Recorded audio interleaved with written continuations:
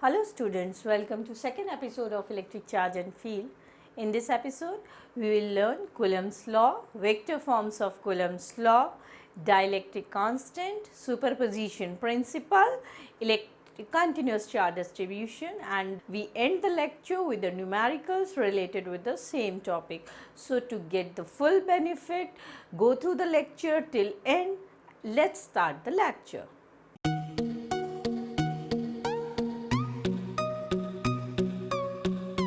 Point charge. So what is point charge?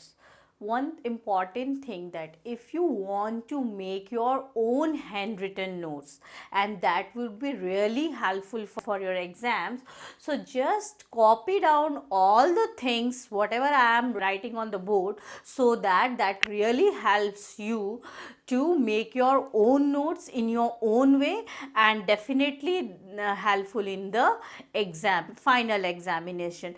Whatever I am writing here, you need not to do anything else for the exam except these things. So please make a notes for that for your better understanding.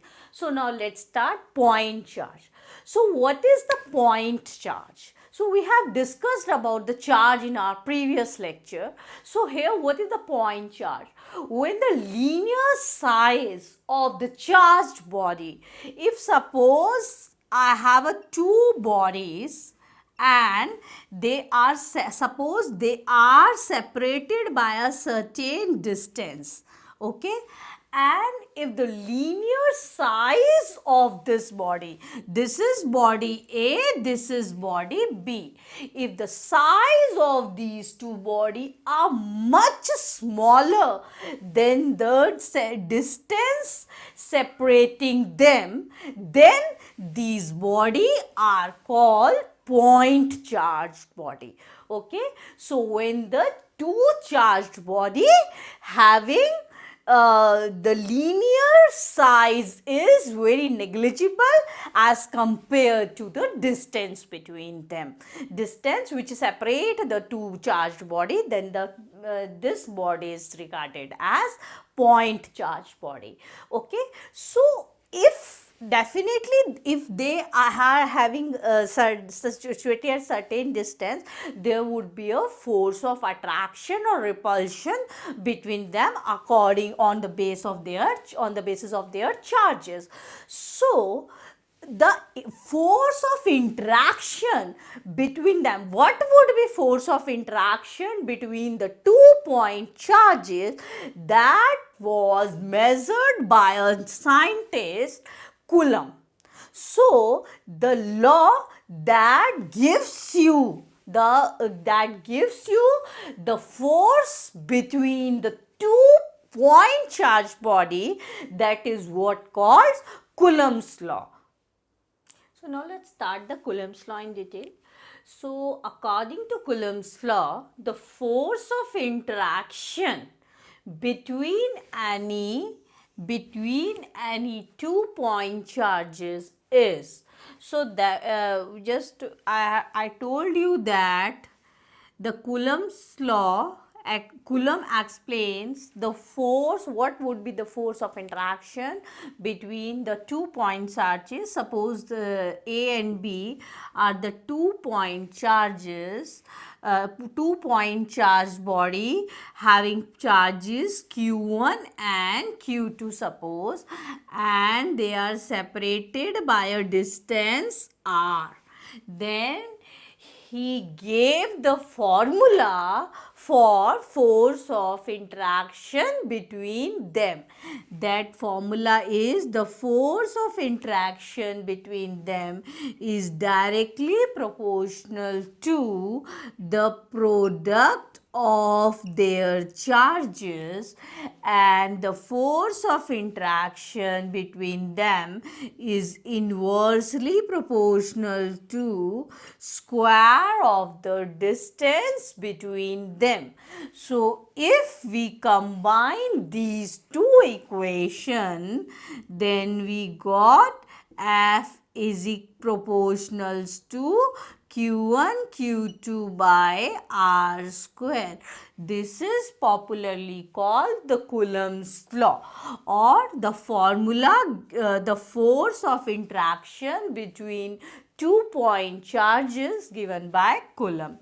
If we remove the proportionality sign, we got K as a proportionality constant. So the formula becomes F is equals to K Q1 Q2 by R square. Here the proportionality constant K is equals to 1 upon 4 pi E naught. This is called proportionality constant. So this have a particular value. Its value is 9 into 10 raised to power 9 Newton meter square per Coulomb square. So that is the unit, that is the value for K. So let's have some more detail about the value K. Electrostatic force constant K. So we have discussed about Coulomb's law. In Coulomb's law, F is equals to K Q1 Q2 upon R square. Here this K, the proportionality constant, is called electrostatic force constant. So its value K is 1 upon 4 pi epsilon naught. Okay, so the whole value of this 1 upon 4 pi epsilon naught, this epsilon naught, it is pronounced as this epsilon naught. Okay, it is pronounced as that. This is called absolute electrical permittivity of free space. In due course of time, I'll explain you the meaning of permittivity or electrical permittivity. So here E naught is called absolute electrical permittivity of free space, or also epsilon naught, and its value, the whole value of 1 upon 4 pi E naught, that I already told you in SI system, it is 9 into 10 raised to power 9 Newton meter square per Coulomb square. In CGS system, the value of K is 1. Okay, so these are very basic things that you should know, and but the whole value of this is that if you only want to find the value of E naught, so the value of E naught is 8.85 into 10 raised to power minus 12 with unit Coulomb square per Newton per meter square. And it's sometime in exam the dimension may also ask, so its dimension is this: M minus 1 L minus 3 T4 A2. So that is the dimension. So if the whole value required, then you just have to put this value and only the E naught. So this is the value, and this K means this electrostatic force constant K depends on the nature of medium separating the two charge particles. So the nature of medium separating the two charge particle means whether the space in between them, air is there, or the charge particle is situated in some other medium. Okay, so if it is in air, then the value of K will be 1 upon 4 pi epsilon naught, because here the E naught, this permittivity is the permittivity in free space or in air. Okay, so if it changes, if the medium changes, this value changes, and if this changes, K will change. So we can say K is not a K. It depends on the nature of medium separating the charges. So as we know, force is a vector quantity. So it is better to express Coulomb's law in vector form. So let's see how can we express Coulomb's law in vector form. So here I am taking the 2-point charge particles in Cartesian plane xy. Okay, so this is the point of origin. So here I have taken the 2-point charges named q1 and q2, okay, at point A and B. The point charge particles having charges q1, q2. Let r1 and r2 are their position vectors. Okay, what I have taken? The 2-point charges q1 and q2 with r1 and r2 are their position vector. So if I just join these two charges, so the displacement vector, that is what? R1, 2. Okay, in the direction AB, and the direction BA it is R21. Okay, now I need to calculate the force between them. So if I have considered the 2-point charges is of same kind, meaning the 2-point charges either they both are of negative or positive. So since both of them are of similar kind, so if I bring the charge q1 towards q2, then what will happen? Definitely there would be a repulsion between them. Okay, so the force on q1 due to q2, the direction will be, I can say this is the direction of the force, means there would be a force of repulsion, right? Now similarly, so what is F12? F12 here, F12 is the force on q1 due to the q2, that is the repulsive force. Similarly, if I bring this charge q2 towards q1, then due to their similar kind, there would be a repulsion between them. Then the direction will be this. Okay, so here it is F21. So what is here F21? F21 is the force on Q2 due to Q1. Okay, now I am going to do the derivation part. So in exam, to do the derivation, first you have to draw the diagram clearly, and whatever you have mentioned in the diagram, just write down in some sentences. That I am not going to show you here. So I am just telling you what you have to write. Consider the 2-point charges on a Cartesian plane with R1 and R2 are their position vector. Let the charges Q1, Q2 are of same kind. Okay, and F12 is force of repulsion on A due to B. Okay, and F21 is force on B due to A, or you can say F12 is the force on the charge Q1, okay, on the charge Q1 due to Q2, and Q1 is the force on the charge Q2 due to Q1. Now I have to calculate its magnitude.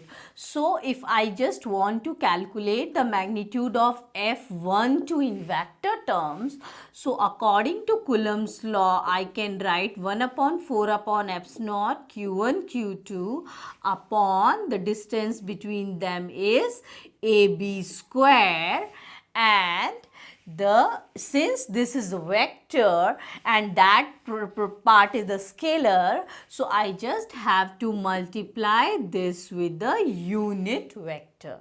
So what is the magnitude? How can we calculate the unit vector? Here I am just giving you the idea of unit vector, that if A is a unit vector, that's how we calculate the unit vector upon its magnitude. Okay, vector upon its magnitude. So here I can write F12 is equals to 1 upon 4 pi epsilon naught Q1 Q2 upon AB square. Okay, and here vector AB upon its magnitude. Okay, upon its magnitude. So here now I can write F Q1 Q2 by R square AB cube and the vector AB.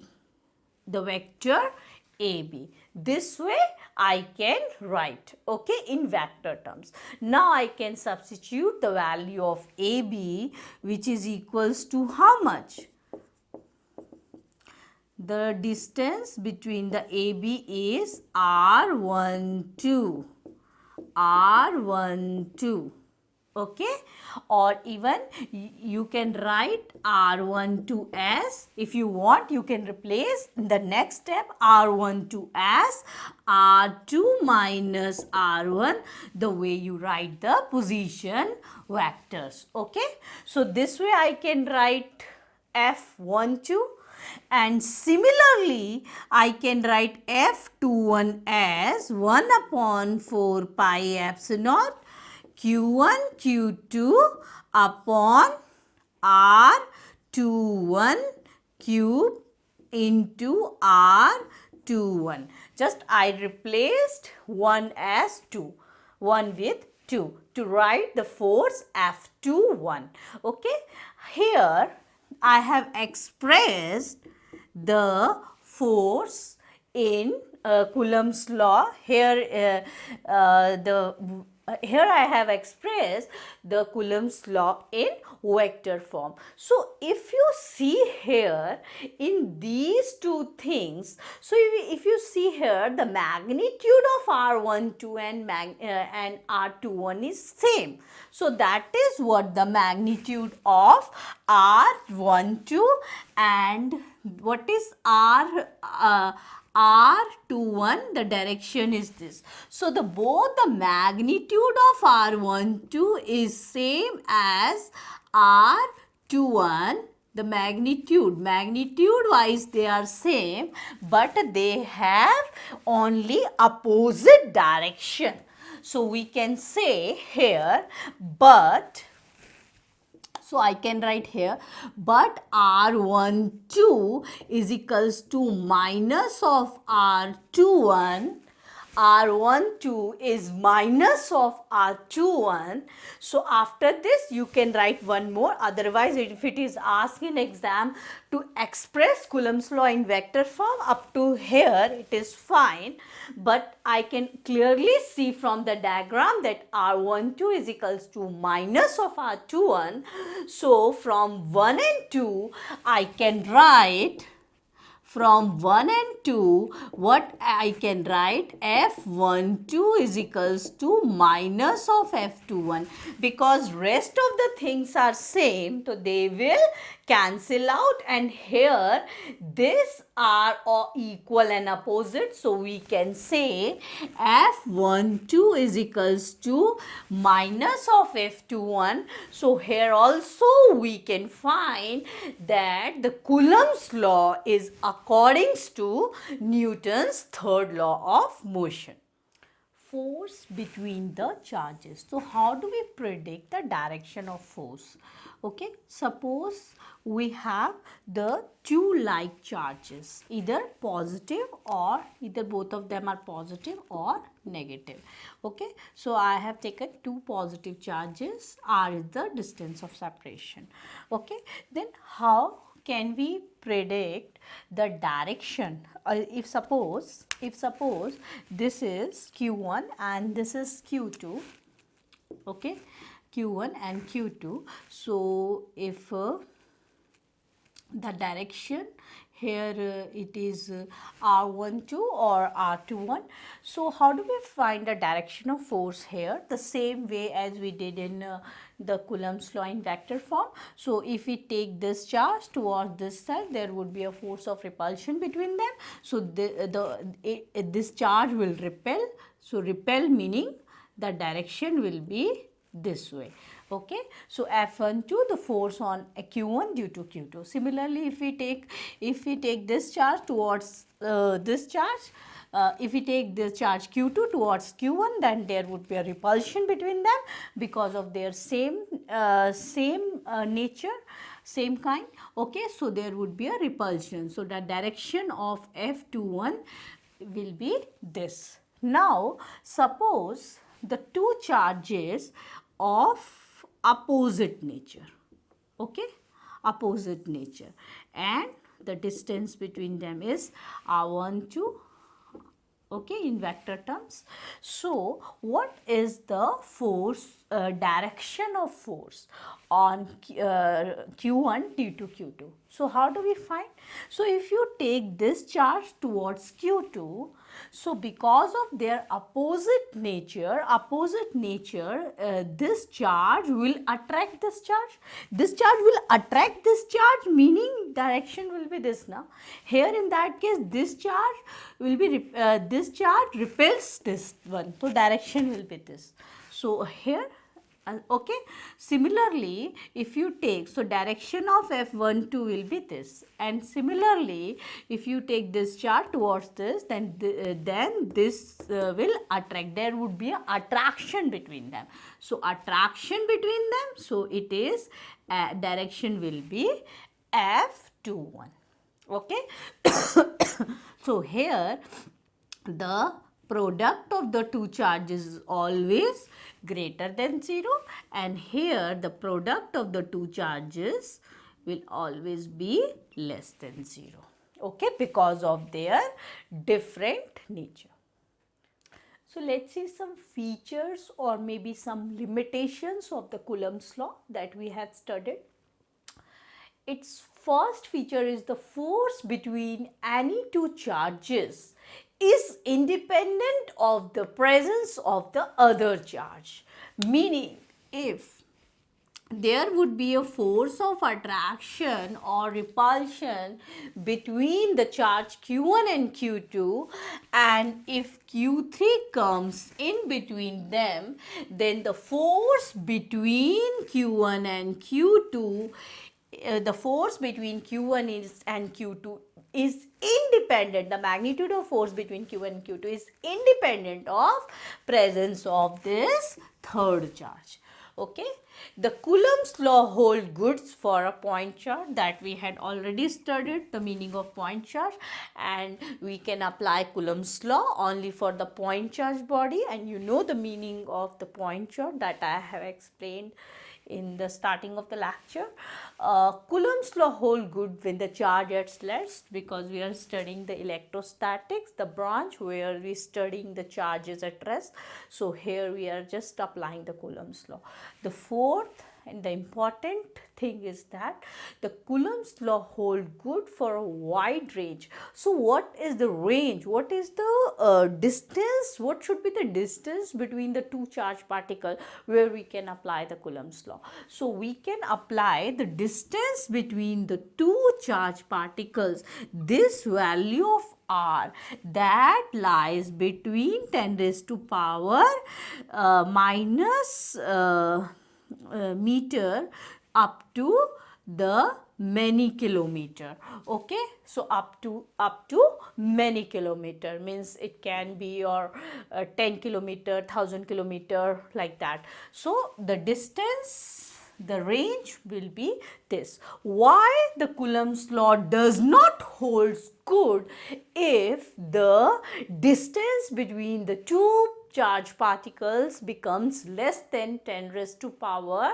minus 15 meter, because if the distance becomes less than 10 raised to power minus 15 meter, then the nuclear force in there, the nuclear force dominates the electrostatic force.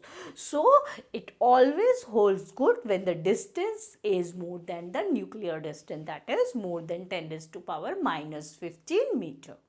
Unit of charge. So what is the SI unit of charge that you also already know? That is Coulomb. Coulomb is the SI unit of charge. Now the CGS unit. The CGS unit is Stat Coulomb. SI unit is Coulomb and the CGS unit is Stat Coulomb, or it is also called ESU. Okay, electrostatic unit, or Franklin, FR. So these are all the CGS unit of the charge, but we just use this to write the CGS unit of charge, that is what, Stat Coulomb. So the relation between the SI system and the CGS system is what? 1 Coulomb is equals to 3 into 10 raised to power 9 Stat Coulomb, and another unit, that is electromagnetic unit, 1 EMU is equals to 3 into 10 raised to power 10 ESU, or 3 into 10 raised to power 10 Stat Coulomb, or simply is equals to 10 Coulomb. Permittivity. So what is permittivity? It is the property of the medium which determines the electric force between the two charges situated at that medium.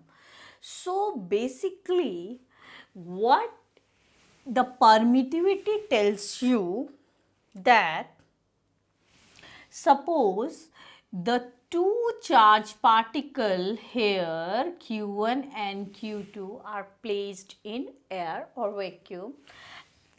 R is the distance of separation between them, okay, and the force of interaction between the two charged particles is suppose 10 Newton, okay, suppose 10 Newton. Now if I put the system in water, if I place the system, if I put it in the medium water, then the force of interaction between them is decreased by 1/80 times of this original force.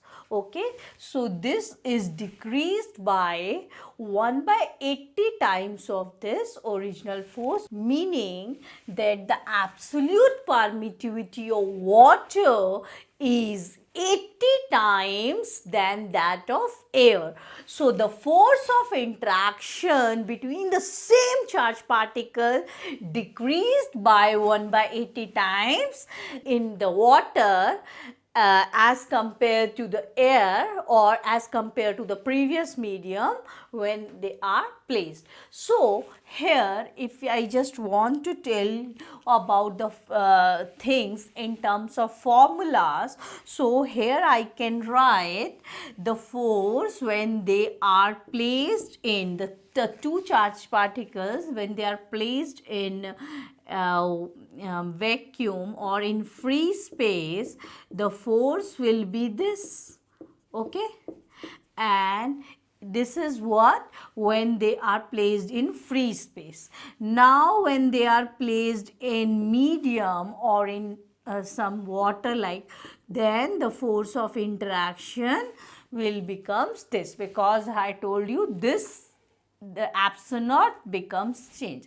This epsilon naught becomes change. So now here this is the absolute permittivity of the free space, and this here, if it is placed in medium, it comes absolute permittivity of medium. Q1 Q2 by R square. So if I divide these two equations, what I get, F4 by Fm is equals to E by E naught. Okay, E by E naught. That the ratio means this is the ratio of what? The force between the two charged particles when placed in vacuum or air to the force of interaction between the same charged particle when they are placed same distance apart in medium. Okay, that is the ratio of the absolute permittivity of medium to the absolute permittivity of free space. This is equals to another constant ER, or also called the K. Okay, here the ER or K is called, ER is called relative permittivity. It is called the relative permittivity. ER is called relative permittivity, or K is called dielectric constant. So how can you define dielectric constant? If it is asked in exam to define the dielectric constant, so you can define the dielectric constant in this way simply. Okay, you can just write in your own words that dielectric constant is the ratio of the force between the two charged particles particle when placed in a free space to the same two charged particle when separated the same distance apart placed in medium. Okay, so that ratio is what called dielectric constant, or this ratio is also called relative permittivity, which you can simply expressed as E by E naught. So in terms of definition, if it is right uh, to define this relative permittivity, so you can write relative permittivity is the ratio of absolute permittivity of the medium to absolute permittivity of free space. Here the medium free space comes up, mediums comes down, but here just reverse of that, because force is inversely proportional to the permittivity. So the force between multiple charges, or the principle of superposition. So now the principle of superposition is to find the force on any charge due to the number of other charges.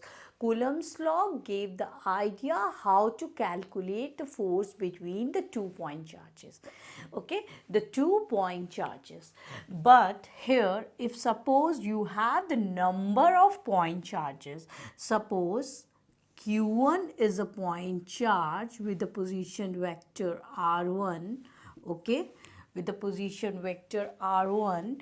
Q2 is another point charge with position vector R2. Q3 is a point charge with the position vector R3. So you can calculate easily the force between Q1 and Q2 and force between Q1 and Q3.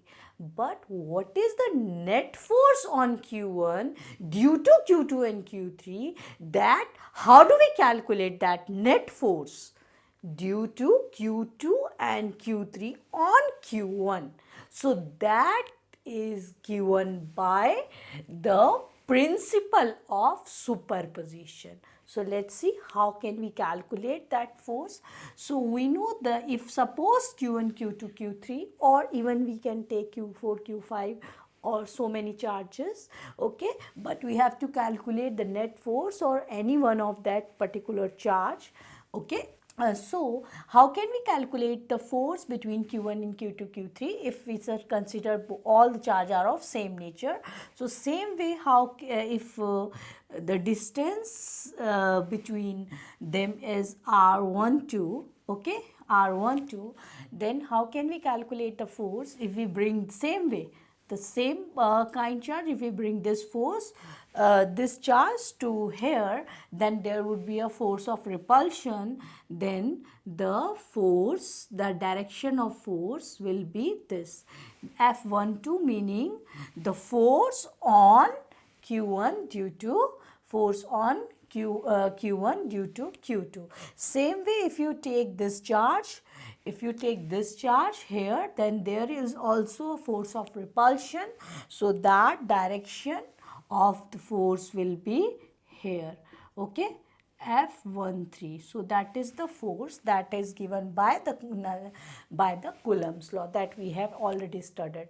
The force between these two, here the force between these two, and the repulsive force, the force, direction of force would be done in that the direction that I have indicated because of their repulsive nature.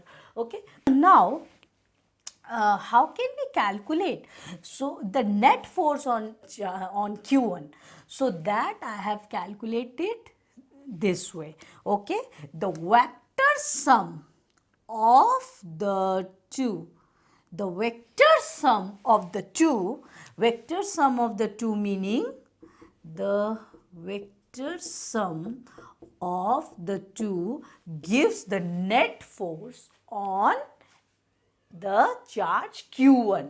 So the force on the charge Q1 is obtained by the vector sum or the vector addition of the force due to each one of the other charge, and generally the vector sum or vector addition we can calculate by using by a parallelogram law of vector addition. Now I think you understood the meaning of the superposition or the principle of superposition. So let's have a look on the statement on the principle of superposition, that the force on any charge, I have taken that charge Q1 due to the number of other charges, like Q1, Q2 and Q3. So force on Q1 is the vector sum of the force on Q1 is the vector sum of all the forces on that charge due to the other charge taken taken one at a time. Continuous charge distribution. We know that continuous charge distribution is not possible at microscopic level, but at macroscopic level we can distribute the charge continuously. So if we distribute the charge continuously along this line, then it is called linear charge density. And how can we define the linear charge density? Charge per unit length. Charge per unit length is called linear charge density, and the unit for the linear charge density is Coulomb per meter. Surface charge density, if the charge is distributed uniformly over the surface. If the charge is distributed uniformly over the surface, then it is called surface charge density, and its unit will be Coulomb per meter square, and it is defined as charge per unit area. Volume charge density, if charge is distributed uniformly over the volume of the given object, then it is called volume charge density, and its SI unit is volume per meter cube. Linear charge density is denoted by the letter lambda, surface charge density is denoted by sigma, and the volume charge density is denoted by rho. Very important point for the today's lecture is, when the two identical sphere with charges Q1, Q2 touch each other and separated, then the charge on each sphere will be Q1, Q2 by 2, means after separation. For example, if the charge Q1, Q2, okay, and they touched each other, okay, they touch each other Q1, Q2. When they will get separated, then the charge on the two spheres will be the charge on the two sphere, each of the sphere will be Q1 plus Q2 by 2 after separation. So they are coming towards each other. When they touch, then the charge redistributed equally. So here you can take one more example. If I just say that the charge have a body having the charge Q and another uncharged body, then you can and they touched each other, okay, this is uncharged. I have not mentioned any charge over here, so it is uncharged. What happened? The charge distributed uniformly. Means after, when they get separated, when the two bodies get separated, after separation, the charge on each body will be Q by 2, Q by 2. Let's see some numericals. So question 1 is compare the strength of the electrostatic force and the gravitational force between the proton and electron and proton and proton. So here in first part we have to calculate the compare the strength of electrostatic force and the gravitational force between proton and electron. So can you tell me how can we calculate the electrostatic force between the proton? These are the two charged particles and we have to calculate the electrostatic force. So which formula do we use here? 1 by 4 pi epsilon naught. Okay, 1 by 4 pi epsilon naught Q E Q P Q E by R square.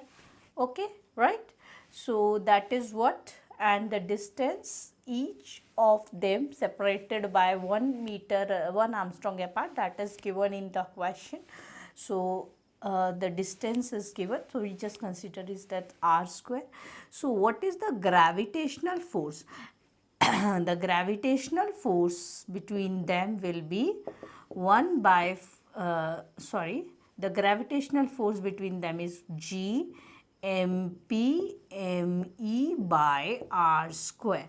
So if we divide, that is the magnitude of electrostatic force and gravitational force. So if we divide both of them, then we get what? QP and QE, that is what is equals to electronic charge upon G MP ME into 1 by 4 pi epsilon naught, that is what? 9 into 10 raised to power 9. So if we simplify this, what we get? Fg upon Fe upon Fg is equals to 1.6 into 10 raised to power minus 19 square upon G is 6.67 into 10 raised to power minus 11. Okay, and MP and ME and MP, the values are given, which is equals to 9.1 into 10 raised to power minus 31, 1.67 into 10 raised to power minus 27. So if we calculate this, we get how much? If you calculate, you will get this much. Okay, so here you can see the electrostatic force between the proton and electron is itna 2.4 into 10 to power 39 times, okay, the gravitational force. Or also we know that the gravitational force is the weakest force, so rest of the force must be stronger than that force. So we can say between proton and electron, the force electrostatic force is 2.4 into 10 to the power 39 times the gravitational force. So same we can do with the two protons. So for the two protons, here it comes Qp into Qp, but the electrostatic force remains same because the electronic charge for both proton and electron will be same. For gravitational force, the mass will be different. Here we just have to take the mass of two proton. So let's do that also. Now B part, proton and proton. Now consider the two protons separated by distance r. Then the electrostatic force between them will be 1 by 4 pi epsilon naught. Okay, E square by R square. E square, why I have taken, because Qp into Qp, charge on proton into charge on other proton, and the gravitational force will be G mp into mp, because both are protons and r is the distance of separation between them. So Fe by Fg, how do we calculate? That is E square upon mp E square m square, 9 into 10 raised to power 9, and here comes 6.67 into 10 raised to power minus 11. So when you simplify this, when you put the value of mp here, and if you simplify this, so you will get Fe by Fg will be equals to how much? 1.3 into 10 raised to power 36. So here you can say that the electrostatic force will be 1.3 into 10 raised to power 36 times the gravitational force. Now calculate the acceleration of the proton and electron due to the electrostatic force if they are 1 meter Armstrong apart. Now here in this part, what you have to calculate? The acceleration of proton and electron. Suppose this is proton, this is electron, and they are separated 1 Armstrong. Okay. So we have to calculate the acceleration, the force either due to proton on electron or electron on proton, that would be same, because if we calculate the magnitude of electrostatic force between them, that is how much? 1 upon 4 pi epsilon naught E square upon R square, right? Why E square? E into E. Charge on proton, or I can write like this, charge on proton into charge on electron, Q1 Q2 by R square. So the electrostatic force between them will be 9 into 10 raised to power 9 into 1.6 into 10 raised to power minus 19 square upon 1 Armstrong, that we need to convert into meter, to 10 raised to power minus 10 square. If I just simplify this, then how much is the electrostatic force I found? 2.3 into 10 raised to power minus 8 Newton. So that is the force exerted by proton on electron or electron due to proton. That the magnitude will be same, but since they have different masses, so their acceleration will be different. How much is the acceleration of acceleration of electron? That is the gravitational force upon its mass. By I am using the formula F is equals to ma. So the electrostatic force upon mass, so that is 2.3 into 10 raised to power minus 8, and the mass of electron is 9.1 into 10 raised to power minus 31. So we get, when we simplify this, we get 2.5 into 10 raised to power 22 meter per second. So this is the acceleration possessed by electron. And proton acceleration, same way we can calculate the acceleration possessed by proton. The mass of proton is 1.67 into 10 raised to power minus 27. So when we solve this, we get 1.4 into 10 raised to power 19 meter per second square. So that is the acceleration possessed by proton. Here is another question. Here it is given the two charges Q the two charged bodies having charges Q1 and Q2 separated by distance 10 centimeter. They are of and in the here the A comes in contact with another identical sphere C Okay, uncharged identical sphere C and B comes in contact with another uncharged identical sphere, D, then A and C get separated, B and D get separated. Now the distance between the new A and B becomes 5 centimeter. So you have to calculate the force between A and B in case 1 and 2. Okay, so how can we solve the, in first case, how can we solve the force between the two charged particles? In first case, if force between them is F, so that is calculated by the formula Q1 Q2 upon R square. Okay, now if the force in A is Q1 and if Q comes in contact with the C, then after separation, what happen? The charge get redistribute, and here also the charge get redistribute after separation. When it is uncharged and it is charged, it is having a charge q1, but when it come in contact with the uncharged, come in contact with the charged body, the charge redistribute, here also the charge redistribute. Then how can we find the new force? So the new charge, you can say q1 dash will be q1 by 2, or the new charge on the body B, q1 dash, which is equals to, now it is q1 by 2 and q2 dash is equals to q2 by 2. Now how can we calculate the new force? That is q1 dash q2 dash by 2 by R square, right? So that is 1 upon 4 pi epsilon naught. Q1 dash is how much? Q1 by 2, Q2 by 2, and here it is R dash. That becomes, the distance become half, so you can write the half of the previous one. So here you get 1 upon 4 pi epsilon naught. Q1 Q2 upon R square only, because the force will cancel out. So now you can say that the new force becomes equals to the original one. So here we did the concepts of Coulomb's law and the principle of superposition. So rest part of the chapter we will finish in the next episode. Keep practicing.